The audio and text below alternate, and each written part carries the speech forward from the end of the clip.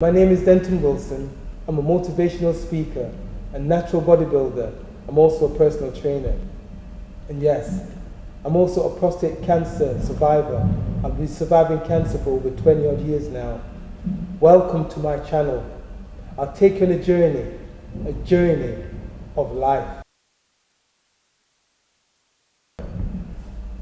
Welcome to my channel. This is my first episode. I'd like to introduce a good friend of mine. He's going to actually be interviewing me, so you get to know a little bit about me, and hopefully you'll know where I'm placed in this world. Welcome, Awan. Thank you for having me, Denton. Thank you for having me. So this is after a long wait. Everybody's been pressuring me and pushing you to actually get the message out there, and start your own channel, start to inspire people actually on a broader scale. That's right. Seeing as you have actually been inspiring a lot of people, just regionally as well, and doing as much as you can. But please introduce yourself for the people that are watching it for the first time ever. And who is Denton Wilson? Denton Wilson, I'm what you call a Kingstonian. I'm a Jamaican. I was born in Kingston, Jamaica in 1995. No, sorry. I was born in Kingston, Jamaica in 1955. 1955. 1955. So, do you mind me asking if you could tell the people watching how old you are? Well, I'm 62 years young now.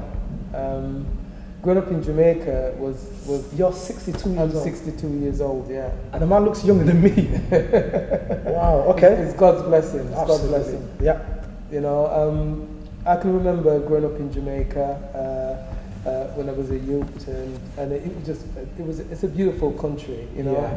The hot weather, the smell, everything about it, the music, the culture, everything about Jamaica I loved, you know what I mean? I was engrossed in all the aspects of life in there.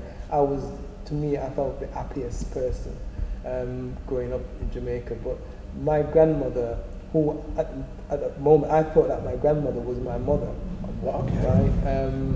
She was quite protective of me, so with all the rest of my extended families and so forth, because of the nature of where I was living. There's a lot of things going on, which my grandmother pointed out that she had concerned about my well-being. Right. So basically, she had her intention was to get me out of that situation. Okay. And she contacted my mom, which I've never met before in my life, because my mom left me when I was a baby, and that's how I found out that it was when things was going a bit pear-shaped. In Jamaica? In Jamaica. Okay, cool. When my grandmother said, I'm going to send you off to your mother. And that was like a shock. You think, but you're my mom. Yeah. You know what I mean? So I was shocked. Next minute I know, I was on a plane. It was as quick as that. Literally. You know? I didn't know what was actually going on because it happened so quick. Yeah. I was on a plane flying off to this place called England. Didn't know where it was. Literally. Did you watch movies and stuff like that? I was crying most of the time. When I was on the plane. I think when I actually stopped crying was when I started to feel cold. I've never felt cold in my life. I was like shivering like mad. You know what I mean? They gave me a blanket, and even then I was still cold. You know, so not experiencing cold before, it was like a shock to my system. And it became even more shock when I arrived. You know, it was quite difficult because I don't know my mom. And so what they had to do was to actually put a name tag on my shirt. Okay, So I was walking around the terminal with my little suitcase, so small, so tiny. And By yourself? By myself. And every so often a black woman would come up to me and looked at my tag, oh, you're not mine. And she moves on. And so it seems like hours I was just walking around in a daze, not knowing who to look at or who to go to, because I don't know what my mom looked like. And what it seems like hours and hours. And then I noticed in the far distance there was this woman that was looking at me, and what drew my attention was that she looked so much like my grandmother. Okay. And I felt I wonder if this was the one. And she came over and she looked at the tag and she going, Denton, Denton, my son. And I looked at her and, you know, I didn't know how to react. You know what I mean? Yeah. So this must be, I said, you must be my mom. Yeah. I was 9 years old. You know? So yeah, 9 years old, I arrived in England, met my mom for the first time, and was introduced to an instant family. My mom was married, and she had other children. So So what was life like growing up in the 50s, 60s, and sort of early 70s as well? That they would have been your school years, am I correct? College years as well. It was school. It was difficult because regarding, I feel that I had a language, a Jamaican language, patois, or what do we want to call it. I was always being told that I was speaking bad, always bad, and I had to speak better English. And I couldn't really understand it, but as years passed by, I had to conform and learn how to speak the way that I'm speaking now. You know, and I felt that there was a part of me that was kind of robbed, a part of my identity was taken away from me because of the language that I used to be able to speak. And when I try and speak patois, it seems kind of false. You know what I mean? I find it even more when I go back to Jamaica. And they just laugh at me because the twang that I had is gone.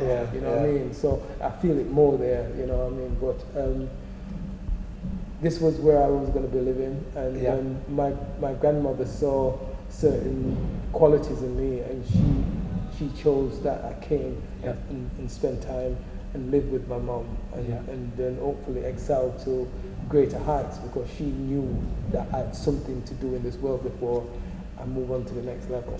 Absolutely. And going through the school years, even college itself, how did you find that as an environment, and were there any topics that you thought, maybe if I excel in that, that's where I want to go, or were you not too sure as to where to head in life at that young age? Well, it was difficult because, like I say, I had to conquer the language. When I was at school, especially some of the teachers, they didn't even want to spend time to talk to me. So I was always put at the back of the class, and I was always the laughing stock because I couldn't answer the questions that they posed at me because they said it in a way that I didn't understand. So I never learned nothing at school. I never, you know, my education was zero really. You know, all I was wanting to do is what was instilled in me about surviving. To live, to survive. And that's how I kind of got through school. I learned as much as I could. And my teacher was saying that I will never amount to anything but being a labourer. And that was really, really hard for me because, you know, I felt that I could do better than that. Absolutely. All I needed was the opportunity and the chance for them to guidance. I never got that. So I vowed when I leave school, I was going to go to college and learn as much as I can and self-taught myself to learn to speak better English. You know what I mean? Learn about the English language and about literacy and numeracy. So that was hard for me going to college because I didn't equate to learning too much because of the backlash that I had when I was a youth growing up in this country. And then so between say 16 to 25, what did you decide to do when you went to college? How was life like after college, and what did you decide to do? Well, what I did was I wanted a job that would actually take me to college, and the job that was actually going at that time was the cutlery industry at that time was very ripe. The steel industry was booming, you know. And I decided I wouldn't mind being a cutler. And it's not because I wanted to be a cutler. It was the thought of going to college. Because I wanted to better my education. So I went into college and I became a fully fledged cutler. I was working for this company called Joseph Rogers and Sons now. They're no longer about, but they made top quality cutlery, silver, gold. I could make a knife from a piece of metal to the finished product because I learned all that skill. So I could make scissors, knives, all these different things, you know, Okay. all different cutlery. So I really enjoyed it. Yeah. You know, but I then knew that wasn't going to be the life job. You know what I mean? There's going to be other things that I knew that I can excel in. So yeah, I mean between between the ages of 16 to 21, did you meet anybody special in your life? Did anything exciting happen or anything of that nature? Yeah, I met my wife, beautiful woman, very good temperament. You know, I love her to bits. We met, fell in love, and at first I don't think parents was a bit sure about me because of me being black. Yeah. But they see past that, and she got pregnant, and I thought the best thing for me to do was to marry her. I wanted to marry her anyway, even if she wasn't pregnant. So we got married, and we've got two beautiful children. And see, at that time there wasn't a lot of mixed race children. I didn't see, but now it's predominantly quite a large thing within our community. And there's nothing wrong with that, you know what I mean? It's about gelling together and because at the end of the day we're all human beings, you know what I mean? And we have to survive with each other. Absolutely, absolutely. And so growing up, you're aspiring to be more than just what you're doing at the minute. You've got mouths to feed. What was life like as a young father, and in terms of maybe the relationship with the missus and whatnot? Well, it was good. It was good. It was good at first. I was out working, and she was looking after our children, and that was going quite well. But you know, there's certain people in our life that I think was jealous, and while I was working, I didn't know at the time that they was trying to brainwash my wife, and she got involved with drugs. She started smoking at first, and then started taking other drugs, and it just seemed to have gotten really out of hand. The drug was far more stronger than what I was. She was more in love with the drug eventually, and then we had to part. I had to get my mom to help me look after my two children because the drugs took her away from me. You know, and eventually she took her life. That's deep. I mean, how did you manage to sort of cope with that? It was hard, really. You know, such a beautiful woman, and then when I finally see her, it was when she died. Basically, she looked like a bag lady. She didn't look the beauty, everything that was about her, the aura, the nice aura about her had gone. Yeah. The drug just sucked her dry, basically. So you're here, you're coping with life as it is. You've got two children, obviously you've got to feed for. Again, life sort of hits you. And I say between the ages of 25 to 35, what was life like, and did you go for anything in particular that made you think, this is what I want to do, and maybe this is the direction I want to take for the time being? Well, like I was working for the cutlery industry for a long time, then we got made redundant, and I was out of work for about a year, and I kept looking for work, and there was a local youth club that I used to go in, and I used to volunteer my services, helping out. At that time, I didn't know that I was being watched, and then one of the workers approached me and he says, "Would like to offer you a position, part-time working." Okay. So I jumped at the chance, and I got more hours, more sessions to do more work with young people, because I felt that I had kind of a good relationship going with any community that comes into the youth center. So it was really, really good. So that was something that I really, really enjoyed. I'm thinking, it showed that I was a people's person. Yeah. You know what I mean? Yeah. And I aspired a lot of people, change a lot of people's attitude, and motivate them to do better in their life. Okay. So it was a beautiful job. Brilliant. So obviously things were a bit difficult, but you were able to help people, help youngsters, help literally the communities as well in that sense. And then sort of going forward between 35 to 45, anything interesting in between those years? Well, I was in youth work for a hell of a long time. Right. I kept moving from one position to the next. I became a qualified community youth worker. Of course, I go to college, and I got my diploma for qualified youth worker. Right. Then I became a leader in charge. Then I was actually managing centres, and then I was like being used in a sense as a troubleshooter. I used to go around to other centres where there was issues going on. So literally between the ages of 35 to 45, what was life like again, and any sort of highlights, good or bad? Good and bad. The bad thing is I didn't last long after having all the kind of problems working for the local authority. I remember going back in time when I was a youth growing up, I kept having dreams about my father.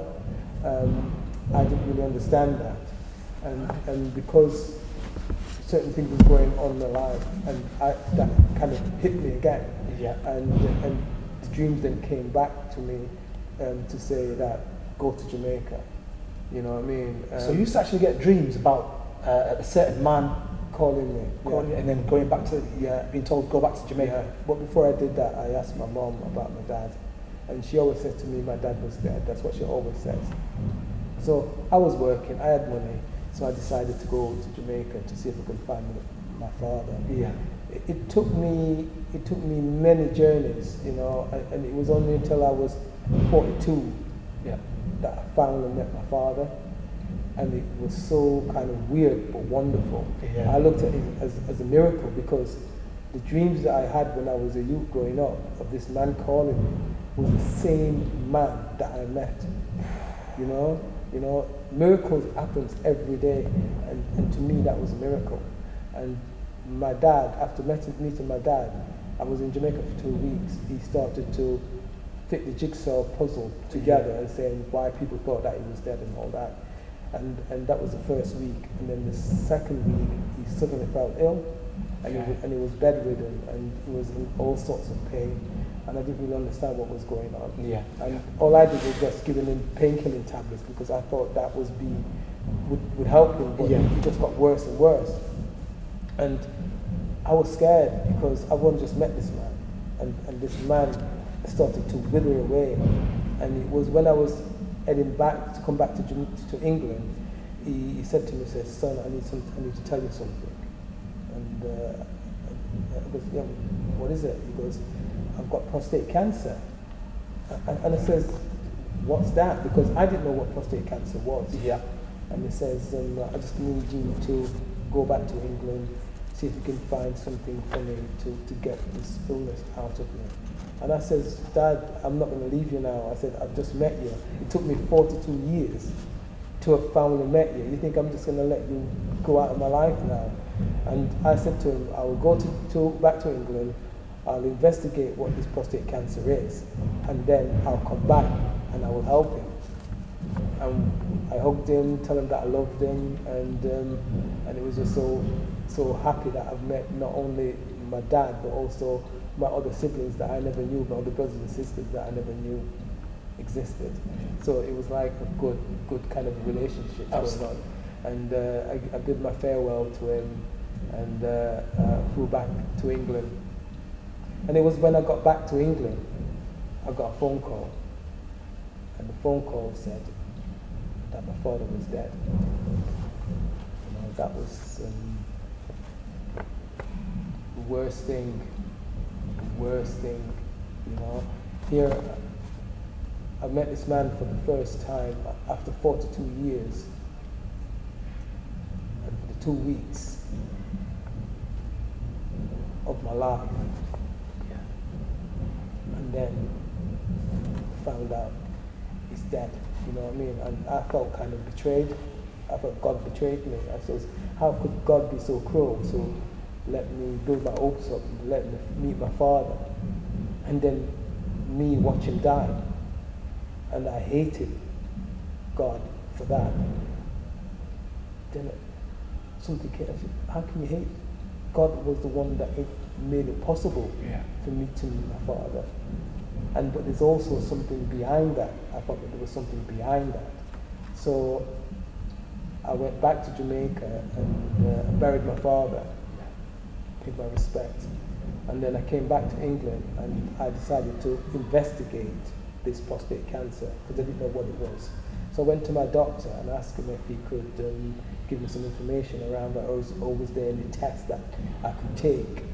And the doctor was reluctant to actually give me any kind of test. Me being a Jamaican and all, I said, I'm not going to come out of the office until you give me something, some reassurance that what I'm asking, I'll be getting some answers. Yeah. And sure enough, he decided to get his nurse to give me a blood test. And the blood test is called a PSA test. It's a specific test that tests your prostate. And I got tested. And a few days after, I got a telephone call that the doctor wanted me to come in.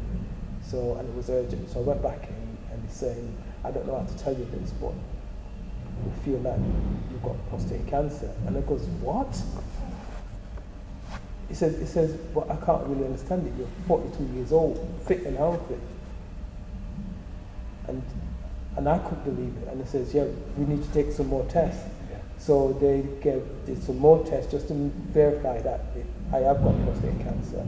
And they did some biopsies. They took certain samples of my prostate to check and see how fast the cancer spread.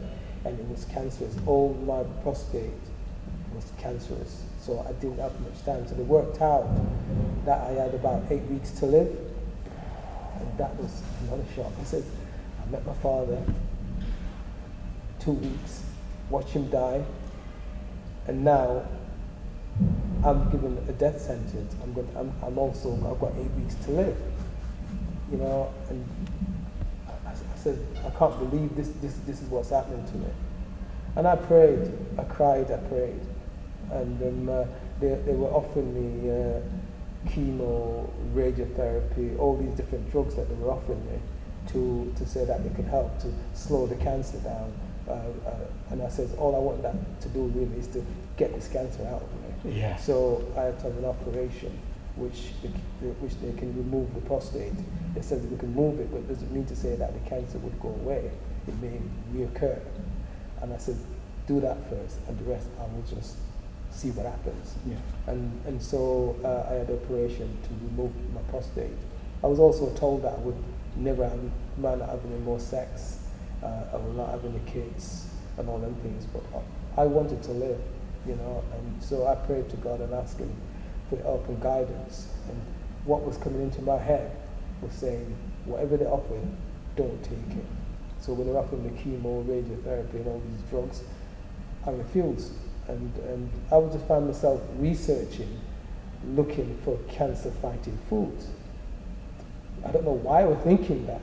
It was something that was guiding me. This is what you need to do, Denton. Do this. And that's what I did. I researched and I found all these different things. It's there, abundance of it. And a lot of people don't even know that. I didn't have to take all these drugs. So what I did, I took these cancer-fighting drugs, nutrition, and incorporate them into my meal. Right. And that's all I did. And exercise. So you get the news that you've got 8 weeks to live. Mm-hmm. Then they did the operation to take out the prostate. Yeah.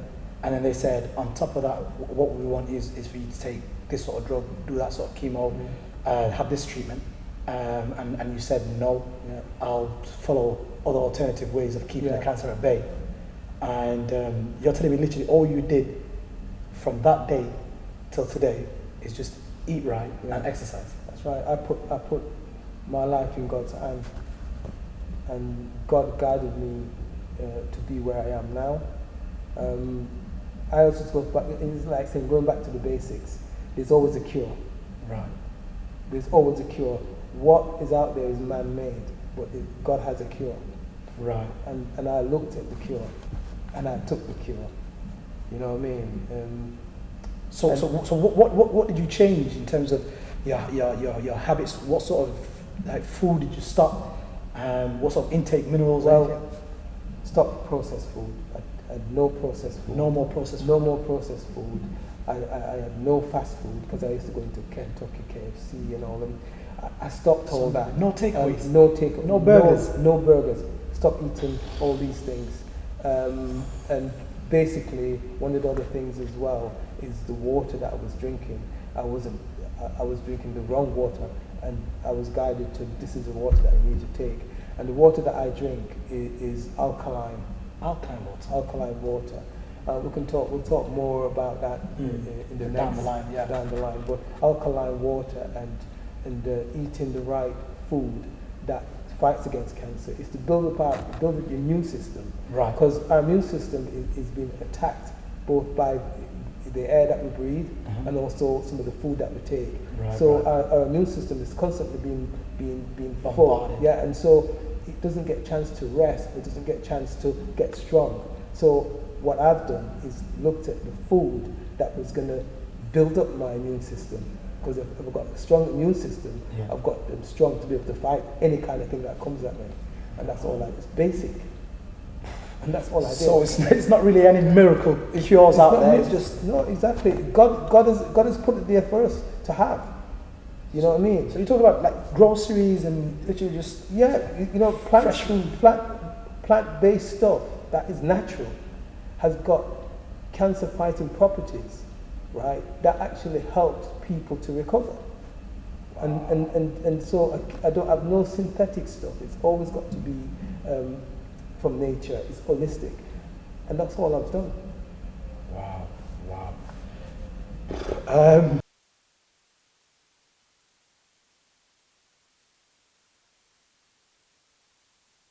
Between from the moment obviously finding out that you've actually successfully for the time being been able to keep cancer at bay, what did you do? I think you were saying you decided to dedicate your life to making things a better life for everybody, really. Well, you see, I promised God when I was being operated on that if He let this pass over me, I will make all men be aware of prostate cancer, because I felt that was something that I needed to do.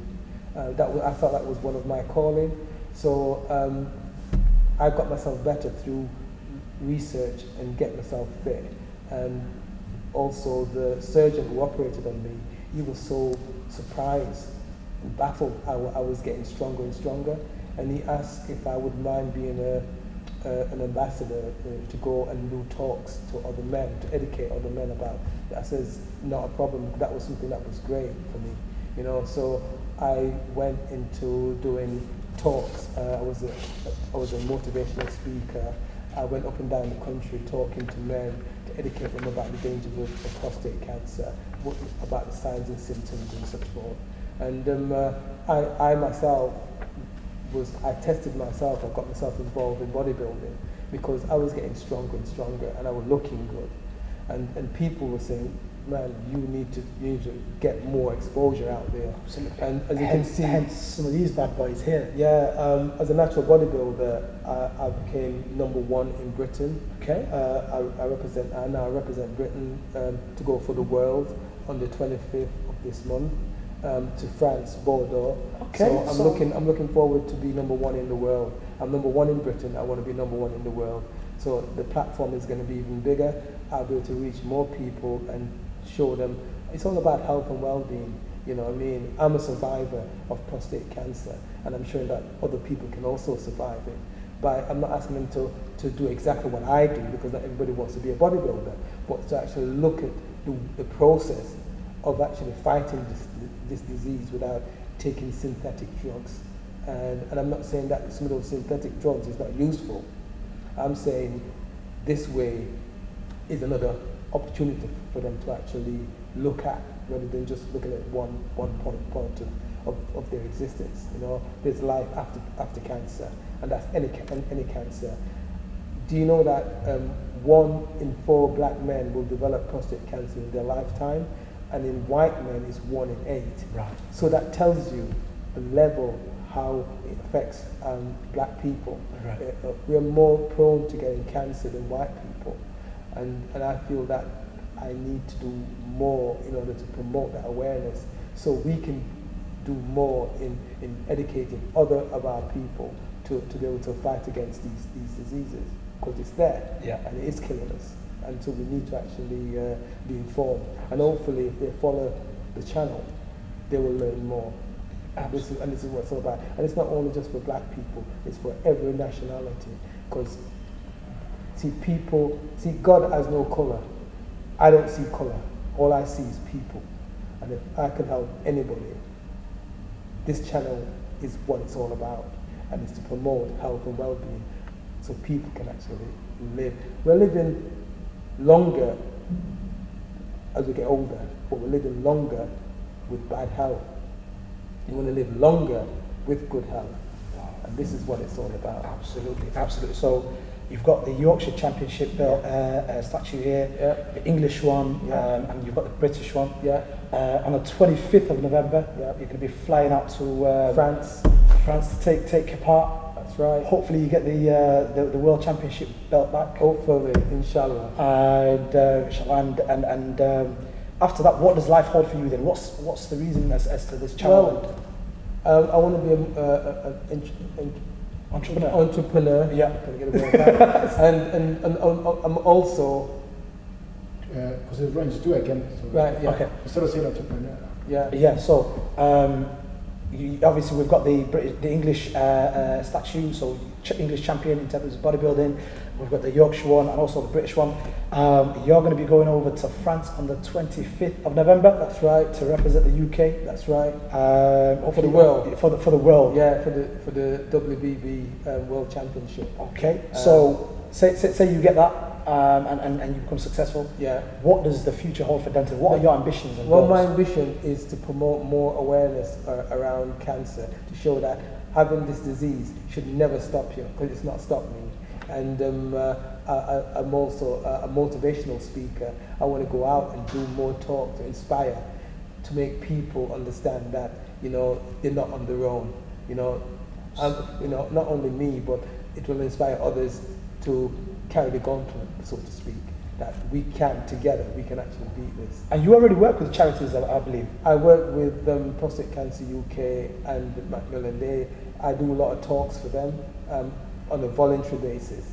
But most of the time I basically go out on my own and promote health and well-being through going to churches, going to the mosque, and just generally talking to people in gyms, on the streets, spreading the word to promote health and well-being. Absolutely, and obviously currently at this gym that you already work, working, I see loads of people coming up to you asking for advice, loads of people coming to, talk about, themselves and how they can better themselves really.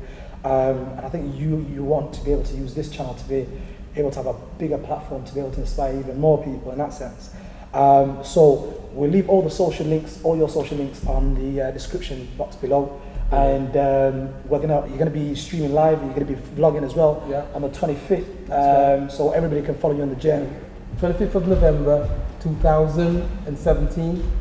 That's it. Absolutely. So I wish you the best of luck. Thank you very much. I'm looking forward to your channel. I'm looking forward to following you as well. Top man. Respect. You've been inspired me already. One love. Take care. All right.